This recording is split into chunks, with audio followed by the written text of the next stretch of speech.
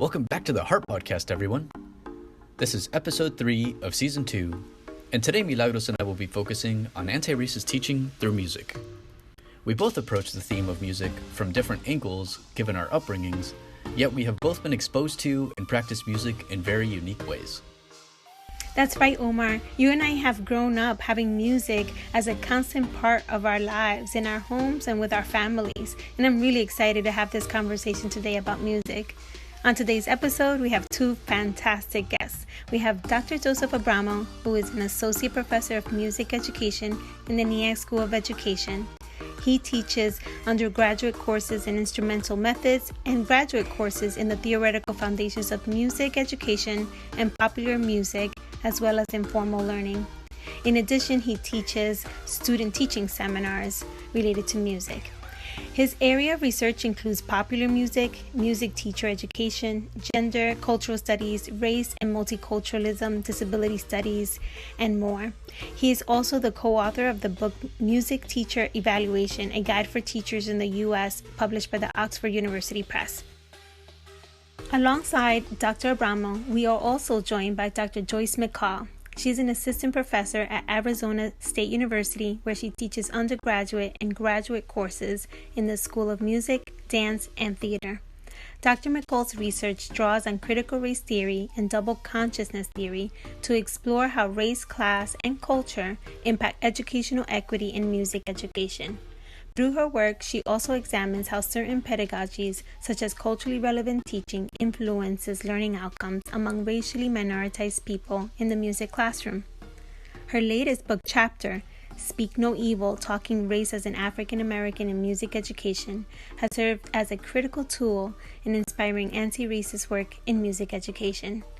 We are really excited about this conversation. Welcome, Joe and Joyce. We would like to begin by acknowledging that the land on which we gather is the territory of the Mohegan, Mashantucket Pequot, Eastern Pequot, Schaghticoke, Golden Hill Paugussett, Nipmuc, and Lenape peoples, who have stewarded this land throughout the generations.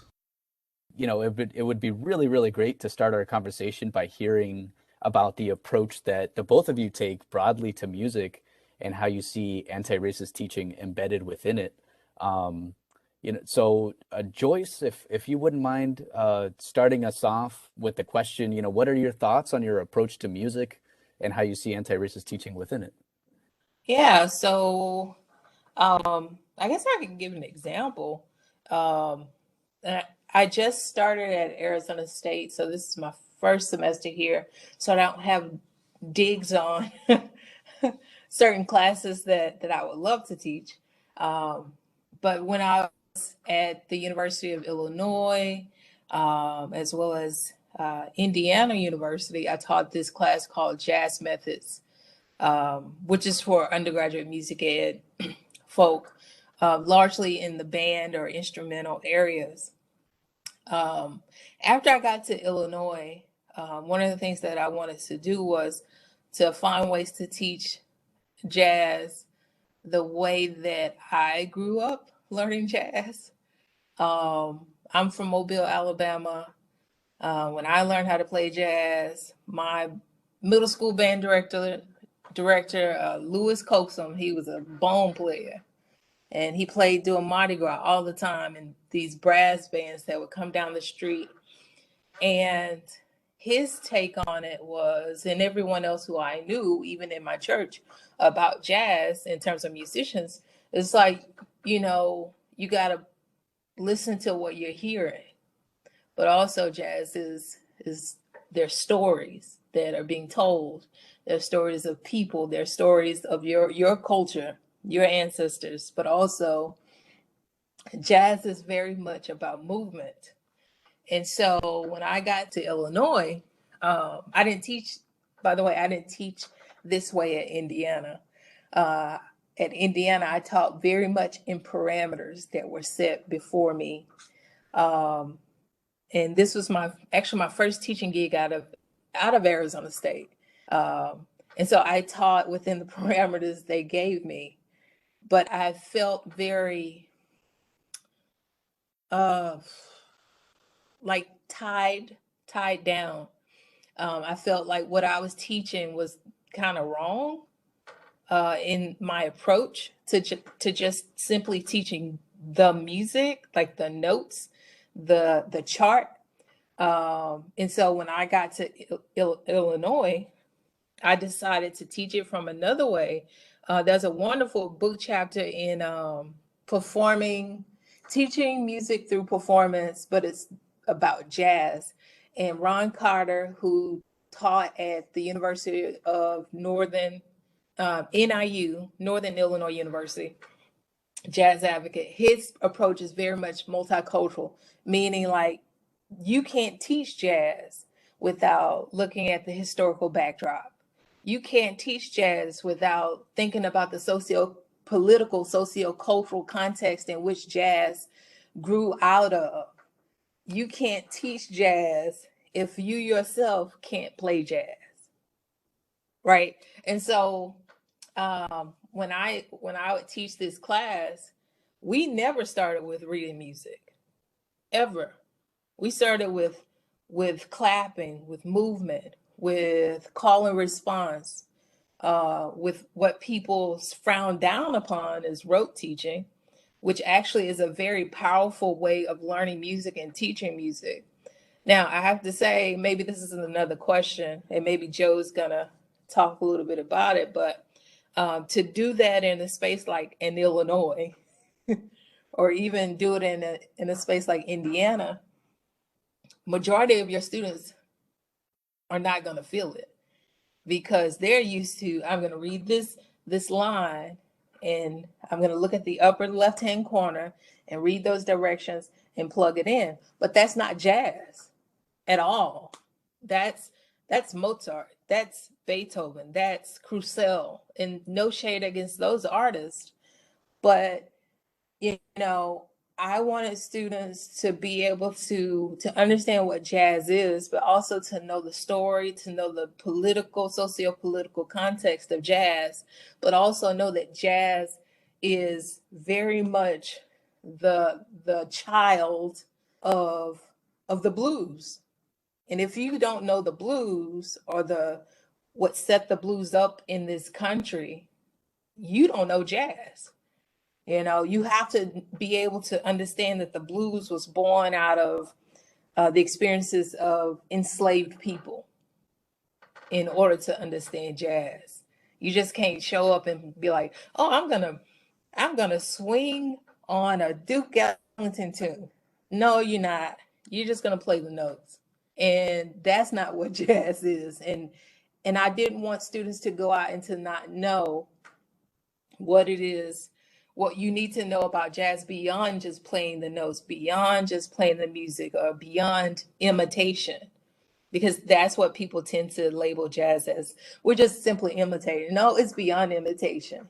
So for me, that's what anti-racist, and one example of what anti-racist teaching is. It's like we have to look at, where did this music come from? Who does it represent? Am I telling the story in the way that the people that it represents would tell their story? And if not, then I'm not being anti-racist, because you're actually fabricating and manufacturing, neglecting, and misappropriating rather than actually telling the story and how it was told. So that's just one example. You know, the socio-political part, I think, is such an important part. And I like where Joyce kind of ended, because I think when I think about this and I think about music, it has potentials as well as pitfalls, right? So when it comes to anti-racist teaching, it comes to anything, right? But, you know, the wonderful thing about music is that it is universal. There is no culture that exists on the human planet that does not engage in some sort of sound manipulation, nonverbal sound manipulation for expressive purposes, right? And so in that way, it does connect us, right? But in that universality, there's a lot of variation, right? So if you just think about, the types of music that we tend to engage in the United States and largely around the world, it tends to be, there's a performer and there is a audience and there's a clear division between that. And, music is a thing, it exists, it's there, and it's separate from other things. And you can go throughout the world and see how that's just not true, right? Like, the cliche that people often bring up is, sort of Ghanaian drumming, right? There is no distinction between the listener and the performer. Everybody just comes into a circle or any sort of thing, and everyone participates. And so there's no clear distinction like we have in classical music or even pop music. And there's other sorts of things. Again, from many African cultures, they don't make a distinction between dance and music. It's all kind of one sort of things. The ancient Greeks did that too. The concept of muse, right? The muses, when they talk, that comes from music, right? And they actually, poetics and like theater and all those sorts of things were not a distinction like we make, where it's just sound and that sort of thing. We can also use it to express ourselves. These are all wonderful things, right? That I think music is an avenue towards. But I think the other thing that's really important is that music is not an inherent good. It can do some pretty awful things as well, right? And, one of the things that I've been thinking a lot about lately is the ways that, if we're talking about anti-racism or we're talking about any other forms of social justice, music education can play a huge part in that. But at the same time, can kind of be like an escape valve. It could be a sort of space in which we get all our anger out and we do it through music, and then we feel pretty good about it, and then we go home and we're not politically active. So, I mean, that's like a sort of danger that kind of happens with things. And I think with music too, the other kind of danger that is in it, as well as any other sort of cultural practice, is that it's really easy to invite cultures in, but not bodies, right? So it's really quite easy to say, I'm going to engage in this form of culture, or music from this part of the world, or music associated with these groups of people, but leave the people who are part of it out the door, right? And that's an easy thing to do with culture that I think is something that educators have to always be attuned to, that they're not, I mean, Joyce called it misappropriation. I mean, that's often what we call it. And so I think there's always that sort of danger there as well. So there's positives and negatives. And I think anti-racist teaching is leveraging the good ones, right? And addressing very overtly the negative ones, or the pitfalls that can happen. No, I was just going to add to what Joe said. I just completed giving a talk at University of Nebraska, like maybe 20 minutes ago, and we were talking about this very thing. One of the things that came up was how we use credentialization to keep bodies out. So other people are teaching other people's music, right? And one of the easiest representations of that, we think about jazz. Like, who's teaching jazz in our institutions? It's oftentimes white folk. But the people who are experts in this, the professionals, they're like playing. I mean, Wynton Marsalis does not have a doctorate. He probably has an honorary doctorate. But, I mean, Wynton Marsalis is sort of like an anomaly in a way, that any university that gets him, right, who's not going to put Wynton Marsalis on their faculty? But also the fact that majority of our programs, or even programs who are teaching other people's music, are white folk. When we think about being anti-racist, that's one of the ways in which our programs actually contribute to being racist as a collective, by keeping certain people out, keeping the bodies out. But we pick up the culture and take it with us, and we misappropriate that culture because we know nothing about it outside of reading about it.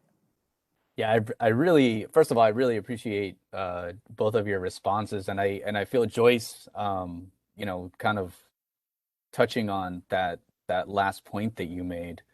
It made me think about my upbringing. So something that I didn't mention at the beginning of the episode is that I actually have a background in music. So I've been playing the saxophone since I was in the third grade.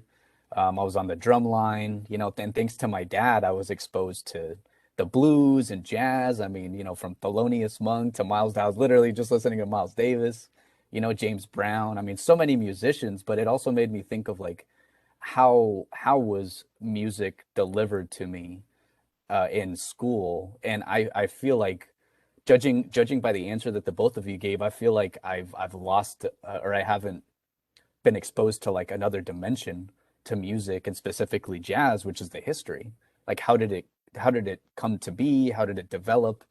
And but looking at the positive side, like I've come to learn that music can be such a great vehicle for connections, for change and for survival. Even I can't tell you both like how many times like music has been there in the toughest of times, and it can really fill a void. And in a way, it's almost been like another language. It creates such a great venue to connect with other individuals, and in a variety of ways and for a variety of reasons. And I'm just curious, tap into each of your journeys and really inquire like how did you come to teach the way that you do? And in your approach to music, was it, sometimes, and at least in my personal experience, so I, looking retrospectively, I sometimes look at gaps in my education, and it's like, okay, how can I fill those gaps and not replicate those cycles of oppression? Or perhaps did you both pick up on like really innovative ways that you were taught and you want to replicate that to the next generation of scholars and activists? So, Joe, would you like to kick us off with that question, please? It's interesting. If you talk to a lot of music teachers, a vast majority of them will talk about their sort of closet music lives. So, I mean, this story I'm telling you is actually not very uncommon, but it tends to be something like this. I went to school, and, I studied saxophone. I studied classical saxophone. I did do a bit of jazz, but I did classical saxophone, which some listeners might say, what is that? But it exists, and I have a master's degree in it, which is crazy. We can talk about that another time. Anyway, so I played classical music, and I played notation, and I did all that sort of stuff, and I did all the competitions, which I'll get to again in a second. But in addition to that, I played in rock bands, and I learned from my friends, and I listened to pop music, and the twain shall never meet sort of thing, where it was like there was that musical life, and then there was this musical life. And for me personally, as I taught middle school, there became a very distinct moment in which I was able to put those two things together, and it transformed my teaching in such a way that I started reaching kids, and I realized that kids who looked like they're apathetic and they didn't like music were actually passionate about music. Um, so, like I said, so many music teachers sort of have those closeted lives, and I think as a field we're getting better and better at sort of inviting those closet lives into the classroom. But another aspect of it too, like this is a formative experience of mine. So in most programs, people will know this, that they have this thing called All-State, right? It's the idea that like the best students in a school, in a state, can go and audition, and if they prevail, then they get to go to the honors ensemble, to All-State. And I'll never forget, I mean, I got into the room, I played my solo, I nailed it, and then I had to do the sight reading, which is they give you music and you just have to play it immediately just by looking at it. And I remember to this day, I got to the end of the sight reading, and the judge said, "Oh, that was great, except you turned a dotted quarter 8/16 to a dotted quarter eighth. Anyway, I just made it twice as long as it was supposed to be." And he says, "Well, so there." And he took a point off, and I didn't wind up going to All-State. So this was like hugely crushing to me, but at the time, but it has made me stronger, right? But that has been such a formative thing in my sort of thinking, is the ways that music education, particularly around the areas of competition and the ways that we measure these sorts of things, can be hugely damaging to children. And so, those are the two kind of formative things that kind of form my own teaching, and the ways that I try to address all these issues, anti-racism, social justice more largely, those sorts of things. I think for me, it's some of the addressing gaps in what I observed in terms of teaching in the field. So it was some of being a student like Joe, being a music student, but some of it was also being a teacher on the outside of the student experience and facilitating that, but also observing. So I never forget. So I'm from Mobile, Alabama, the South, uh, where just like other regions of the country, schooling is very segregated, even though it is not a legal thing anymore, is it? Um, and so I remember going to band festivals as a high schooler, particularly. And I went to a predominantly white high school because of zoning. And that's still very much a part of the thing in Alabama. But I grew up in a black neighborhood. But at any rate, we go to these festivals, and the few black people in our high school band, we were like, man, where are the black schools, right? Where's LaFleur High School, Blunt, Viger, Williamson, all these black schools? And part of it, we were like, man, why do we have to be here? We could be doing something else with our Saturdays. We saw it as a punishment. But we begin to realize that those festivals and competitions were set up in a certain way, where you had to play music a certain way. You had to have a certain connection with the politics of these state music organizations. Like your band directors had to be sort of like in the mix. But we begin to realize that they had their own competitions, like black schools had their own competitions, and we had ours. And it was completely separate. I graduated in 1999. It's still very much like that in Alabama. And I'm sure it's still very much like that throughout the country. And so we often had questions like, why is it that it's so separated? Why is it that I don't see, the folks who I grow up in I'm friends with in my own neighborhood, who happen to go to another school, right? I don't see them at the band competitions. But it had so much to do about race, and so much to do about the history of race in the South, or the history of race and racism in my school district. But then I went on to start teaching in Houston, Texas. I taught in a large Latinx school district, a large high school, MacArthur High School. And I remember teaching with two other band directors. I was one of two assistant band directors. And we would go to competitions, or I would have to drive to a neighboring school, which was maybe 10, 15, maybe 20 minutes down the road. But they had a whole nother setup. Like, they didn't want for anything. It was a predominantly white school. Their band fees were like $2,500, something like that. Whereas our kids could barely buy reeds. And our fees were like $100 or $150. And we worked with students who could not pay. Sometimes we'd say, well, we understand you can't pay, but we want you to be in band anyway. And we would find ways to waive the fee, but make up for it in a different way. But I began to see that these kids were treated differently, even when we would go to festivals, like how people would just look at them like they were not human, honestly. And how the judges would make comments on our sheets and things of that sort. And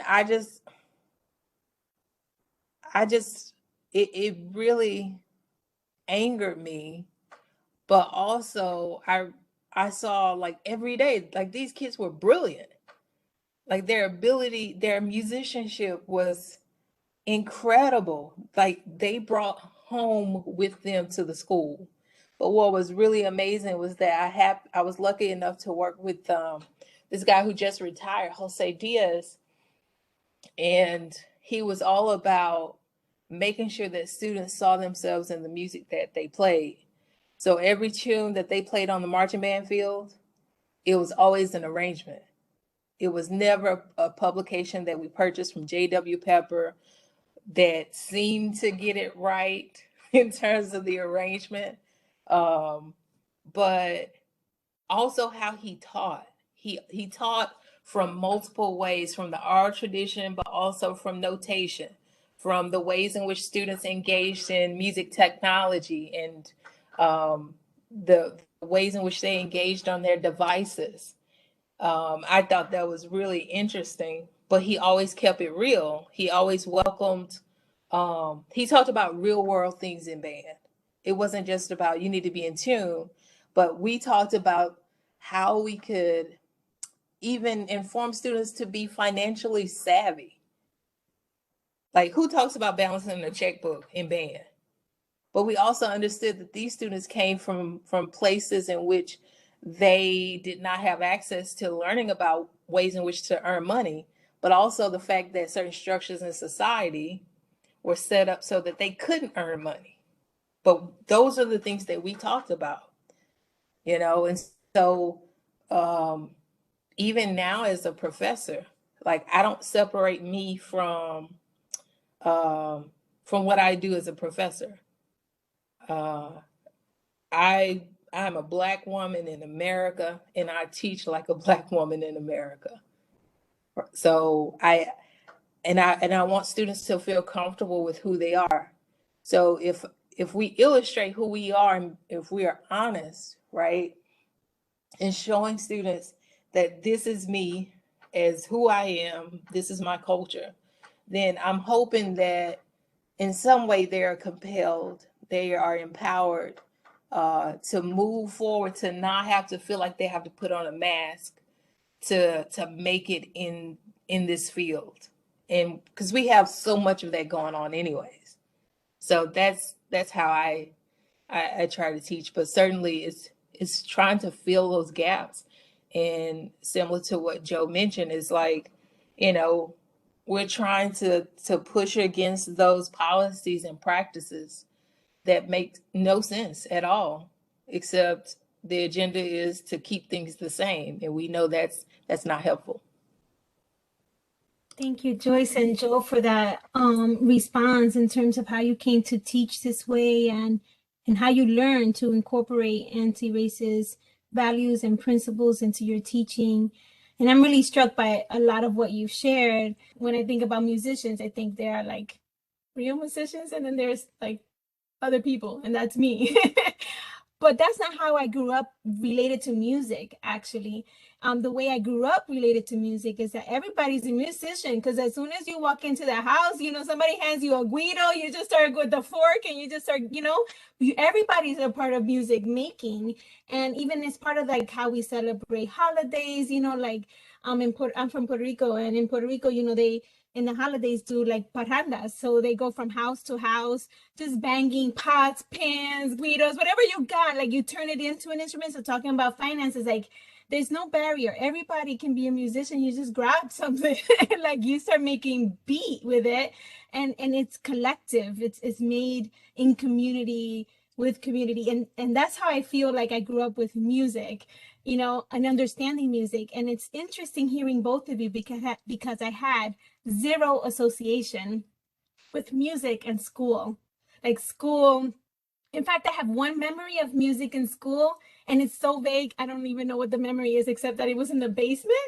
And like, I think we did something in that class. I don't know what it was. That's how disassociated, although music is like every day in my life, you know? And I think of everyone as a musician, you know, in terms of being able to make music together. So I'm hearing you all saying, you know, things like, you know, access to music, and also what forms of music are valid and accepted. And I'm thinking also, in my experience, the first time I went to a formal, you know, performance was in college, in a first gen program that I was in for low income students. They took us to a symphony, and while I thought it was beautiful, it was also like That's different. And it was later in graduate school when I went to my first Latin jazz performance and I melted. I was like, wow, like this is so amazing. And so I'm curious how your students respond to what you do, because the first time I got excited about music and school coming together for me was in a course that I took that was actually under my studies under Puerto Rican Caribbean studies about music in the Caribbean. And I actually learned, like what you were saying, Joyce, about the history, like the history of bomba and plena and salsa, and like how we got to the certain moves we make, how music was used as a people's newspaper, like, you know, all of the social political natures of music. It was so amazing. I was like, wow, why is it that I'm learning this now? And why was this not part of music education in K through 12, right? So I'm curious how your students respond to what you do in the classroom.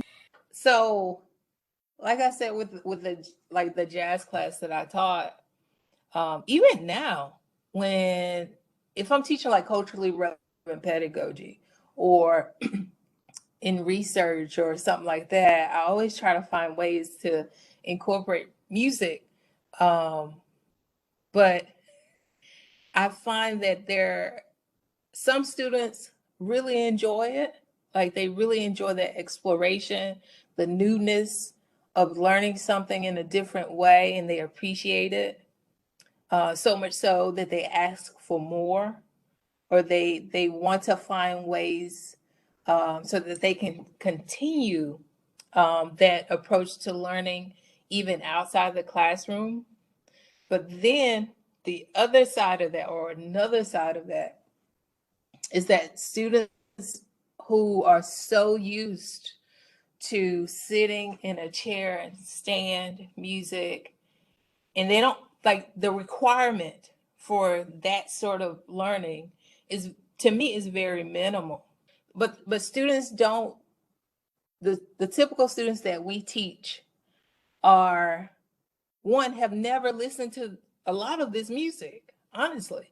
And what I mean by listening to, I'm like actually sitting, listening to it, thinking about who wrote it, or even moving to it.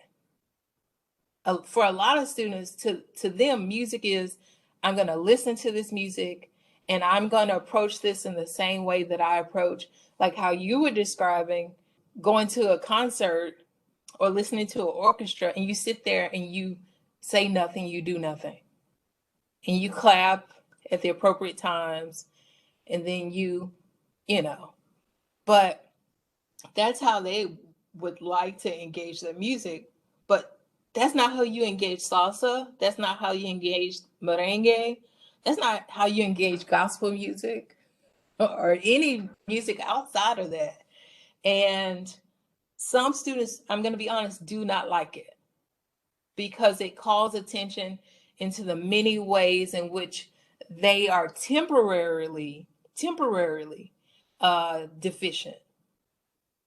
And the reason why I say temporarily, because that deficiency can change.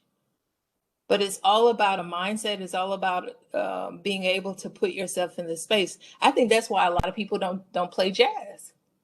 It's because in order to play jazz, you have to open yourself up to not just critique from the world, but critique of yourself.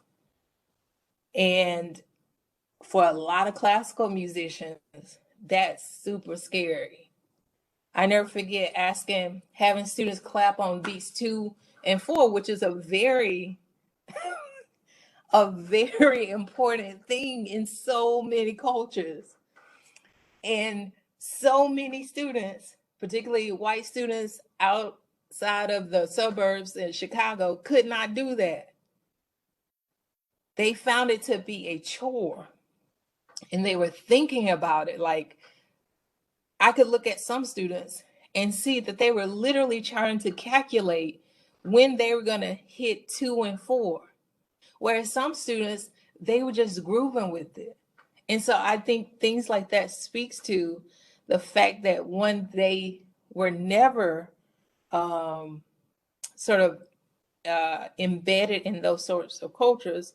Like for me, on Saturdays growing up, it was always LPs in the house. It was always Motown sound, Philadelphia sound, the Temptations. It was always, Marvin Gaye, Tammy Terrell. That was the cleanup music. But outside in my neighborhood, you heard ZZ Hill, you heard Bobby Womack, you heard Whitney Houston, you heard Bone Thugs and Harmony, you heard Tupac. Music was always going on. But for these students, that wasn't the case. But also when you ask students to think about the socio-political piece, man, it's like silence. And I think what's happening now with CRT is a representation, it is a representation, or pieces of it actually happen in our classes too. Like, students don't want to go there. They really don't, especially if you are a part of a community that has always benefited, that has always had privilege or rights, not just along the lines of race, but also along the lines of socioeconomic status. And I know that's getting into another aspect, but some students just don't like it. But for me, I'm like, you can either engage and do it, because you're going to be outside teaching somebody else's babies. You're going to be teaching somebody else's children. And to me, if you can't engage other people's children, to me, like, what are you doing? Why are you here? Because you can teach without a license. You can't teach in a K through 12 setting, but you can still teach music, and you can teach it the way you want. But in this class, it is about equity, and to be equitable, you have to be an equitable teacher. And it's not just about waving a baton, and not being responsible for rhythm. Like, some people don't believe that they're responsible. So it's a little bit of both. Like I said, some students are so hungry for that. Like, some students who had a taste in high school, now it's centered in that space, and they're like, oh, I'm going to eat it up. I'm hungry. I'm going to eat up all of this, and I'm going to go out and find more. But other students are like, oh, I'm here for the class, and I'll do what I can or do what I must, but that's all I'm going to do. Yeah, wow, there's so much there. I want to say like 70 things because you all have said such awesome things. But I think I'll start here. Milagros, your story about being a first generation student in a particular program and being brought to the symphony, I think is so telling of both the ways that music functions in a very racist and classed way, right? It's this, I mean, I don't know what this program is. I don't know where it was, but I can't tell you how many times I've seen classical music used in a particular way to sort of uplift people. Oh, well, these poor kids, they don't have culture. Let's give them the highbrow culture, right? And it's just so telling. I mean, we have a huge history of this. Like, the Indian industrial schools, for example, classical music was a way to use the language that they were using then, kind of civilize the savage, right? And we see this throughout history, that classical music is used in education as a way to sort of uplift people, whether they're poor or they're people of color or that sort of thing. And so, again, just really sort of telling about the ways that we view classical music. And even then, and then, of course, you were talking then about different types of music from Puerto Rico, and even then, when we do talk about Puerto Rico, we talk about danza instead of playing on bomba, which is danza is the high art, right? And so then there's the whole kind of intersection with class that goes into it. But getting to my students, this is a really interesting question. It's one that I've been thinking about a lot. I would say in general, my students are like Joyce. I think a lot of them are open to it. I think there are some that do feel very uncomfortable about the kind of music making processes when you ask them to do something besides classical music, to improvise or do music from other cultures besides classical music, notation reading and that sort of stuff. And that's probably, I think that's somewhat of the funnest part of my job is getting students to engage in that, because you do see another aspect of them that tends to be silenced, and you see them learning things in that. But I think the interesting thing, and something that I've really struggled with as someone who is white and is engaged in these sorts of conversations, is that I've been doing this for, probably about 15 years now. And I've found that when I first was doing this, it was about convincing my mostly white students that these things were important, that indeed that things that have to do with race and things that have to do with class and other identities are part of music. I feel like that has kind of passed. Like, I don't need to make that argument anymore. It's in the air. The argument now is back it up.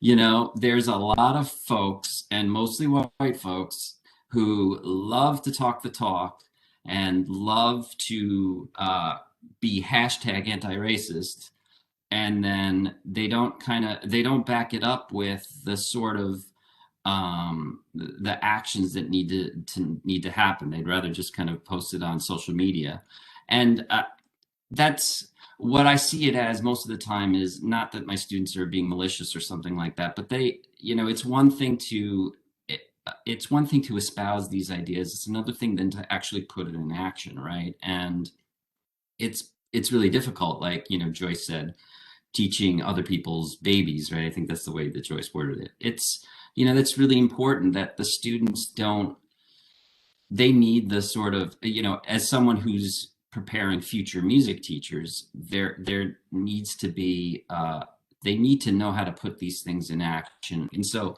that's been a sort of really preoccupation of mine lately, to be super interested and just really be attuned to what has happened now that these sorts of discourses are in the air and that they're everywhere, right?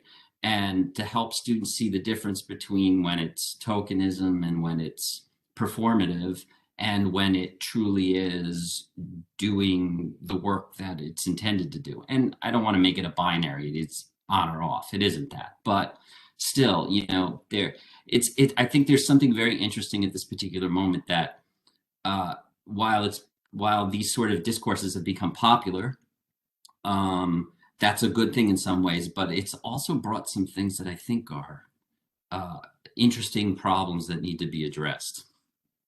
That's a really great point. I appreciate it, because in other episodes we have talked about, what this commitment to anti-racist teaching means. And also right now we're calling it anti-racist teaching. People have been doing this work for many, many years, and it's just been called different things or nothing at all, in the past, and maybe in the future would be called something else. But the spirit of the work is what matters, which is, not only what you're against, but what you're working toward. And I appreciate what you both shared about how your students respond, both when they get engaged and pulled into it, and also the resistance that might show up and for whom it shows up and how. I'm wondering if, to close us out for today, if you could share maybe a piece of advice for other music educators out there who might be interested in taking an anti-racist approach to teaching music or music education.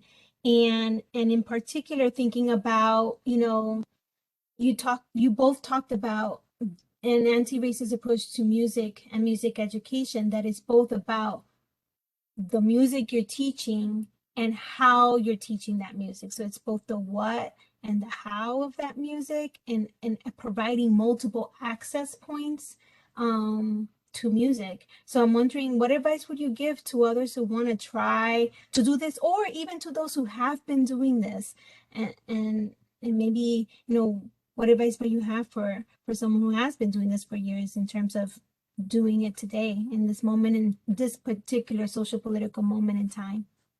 Joe, would you be willing to start us off on this one? Sure. I think for someone who hasn't kind of done these things and is looking to do it, I think, honestly, a lot of it is just, of course, reading, but I think reading also has its limits.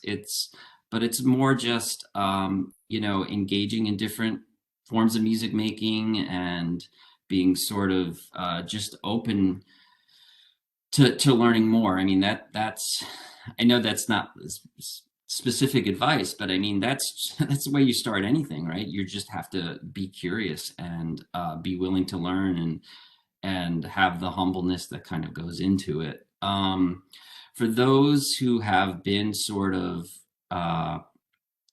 doing this for a while, I mean, my 2 cents on this is one, and I would say this part to everybody is that, you know, don't confuse diversity with equity and anti-racism, right? Because we know tokenism is obviously a clear example of diversity that isn't anti-racism or isn't social justice or equity or any of those words you want to use. That, you know, again, like I had started at the beginning saying, you know, culture that gets detached from bodies. I think that is a continual danger in any sort of music or any other sort of arts-based education, that too easily can happen. And so that's something to be really attuned to. I think the other thing that personally I've been thinking about a lot lately is particularly the intersection of these ideas with class, and thinking about the ways that one, sometimes the discourses that we use in higher ed and the discourses that we tend to use in these sorts of teaching often miss class. And I think that's a unique problem that can happen in it. But it's also the ways that, I mean, I'll be frank, I've seen so many people who conflate race and class in when they're trying to do good, right? And they can do it in ways that are problematic. Let's just put it that way. And so I think when we think intersectionally, I know that word is kind of a hot word, but when we truly think intersectionally about these sorts of things, particularly with class, that I think is an avenue that, at least in music ed, we have to explore with a little more nuance and in careful ways. Yeah, I'm with Joe. You can read, which is very helpful, but at the same time, since we're dealing with music, something that's very much it's breathing, it's living. As teachers, you just can't read about music, honestly.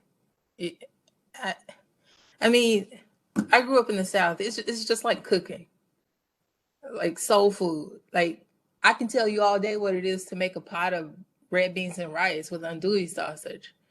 But I can't write down the ingredients. It's about you being in the space and the time. And so, you know, and maybe somebody who's out there listening probably saying, oh, I can make a pot of red beans and rice by just reading the recipe. I'm like, can you? But, you know, I tell students all the time, we live in a country with its problems, but we have so many resources. Like, literally, we can throw a rock and hit a music making space. There are churches down the road. There's no reason for people to be teaching gospel music in the same way that they teach the Duraflay Requiem. There's no reason anymore. It never was a reason. Why not go and engage with these communities? Not just for the sake, oh, I just need to learn this music. But no, you need to know the culture. You need to know the people, because that's what makes the music. The music does not exist without those things. It's about going and participating, but not so, like I think Joe mentioned earlier, you can go and do this thing and then go home to your nice little, suburban space and shut it off. But it's about participating so much so that you continue this work even when you are the proximity between you and that space is much greater. So it's about reading, it's about educating yourself, but also it's about being honest and putting yourself in spaces where you have no choice but to be honest. And I think that's one of the issues in music education too. is that so many people want to be comfortable, and we've made people feel comfortable. Like it's on the profession too, is that we allow people to feel comfortable, and we're okay with contributing to the issues that we're trying to tackle. It's like us against ourselves. I would also suggest that people, um, you know, you don't have to do it by yourself. There are actual like experts out in the world.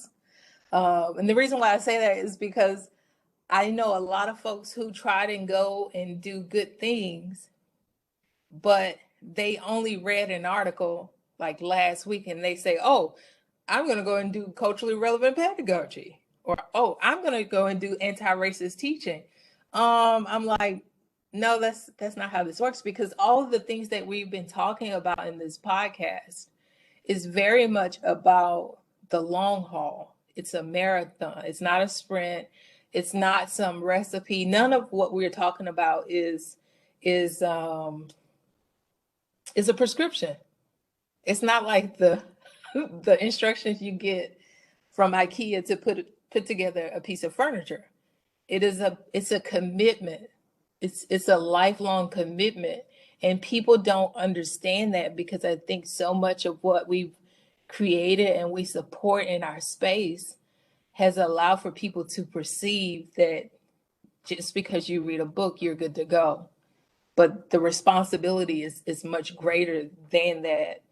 For those folks who are out doing, always seek to do better. And I have to say that. I tell myself that you have to seek to do better. Even though it seems like a lot of what we're doing, it seems like it happened 60, 70 years ago, and that may be true. But at the same time, we have to be just as innovative, just as creative, but also just as relentless as a lot of the things that we are working against. Yeah, just stay informed. As a critical race scholar, I'm trying to figure out how to negotiate a lot of the nonsense that I'm getting from people who have been disinformed, from receiving insane emails to, social media stuff. So it's about, again, just being responsible folks, because I think Joe mentioned it at the onset, is that in the hands of those who may be intentioned, they also have the opportunity to also create the biggest harm, to create some of the deepest wounds and lashes. So that's what I would suggest. Educate yourself, but understand that this is not a prescription or a formula that you can plug in anywhere you go. Make your efforts to be a part of your community rather than someone who tries to control your community at your convenience. So that's what I would say.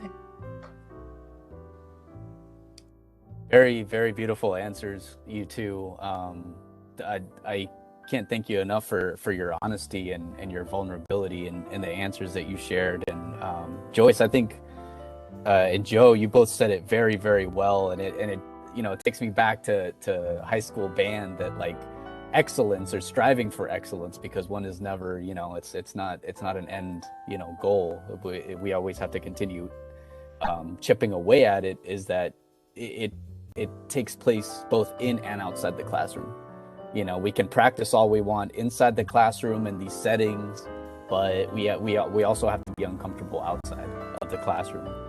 And Joyce, you mentioned, being innovative and relentless in the work that we all engage in. And I could pick up on like the responses that you both gave and in your demeanor that like this is challenging work. And I'm sure that the pushback goes beyond the classroom, perhaps in your departments, perhaps from your institution. And so there's a lot of work to be done just in general to really dismantle these oppressive systems. And so I just want to thank you both, Joe and Joyce, for this awesome conversation. We really appreciate the wisdom that you both shared with us today and exposing the realities of what it is and what it means to engage in anti-racist teaching through music. It's been so enlightening just to hear your educational journey and how you make very intentional efforts to prepare the next generation of scholars and activists by pushing your approaches to music and really tapping into different elements embedded within it. You've certainly made me think about my musical upbringing and how I might be able to search for more